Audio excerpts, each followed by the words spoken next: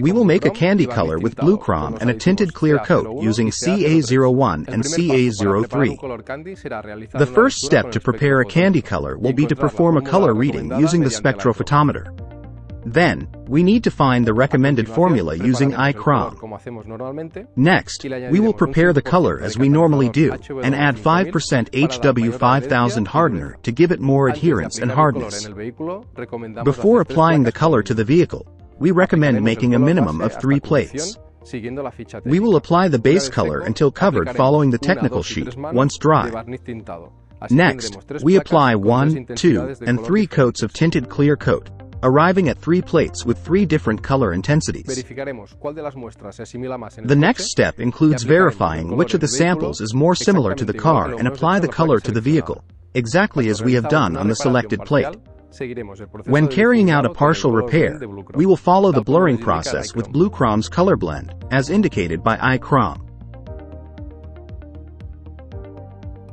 The Blucrom formula will indicate the amount of additive or dye that we need.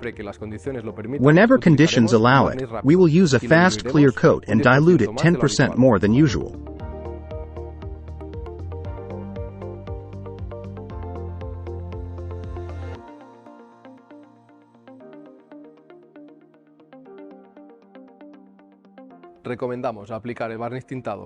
We recommend applying the tinted clear coat in even, regular coats and increasing the flash-off time between coats. In partial repairs, we will use the transparent clear coat to finish integrating the tinted clear coat.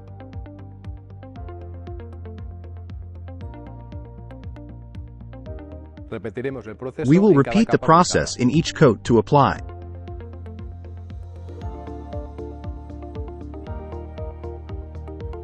Once the last layer of tinted clear coat has been applied, we need to leave a flash-off time of 20 to 30 minutes. And finally, we will apply a coat of transparent clear coat for improved repair protection.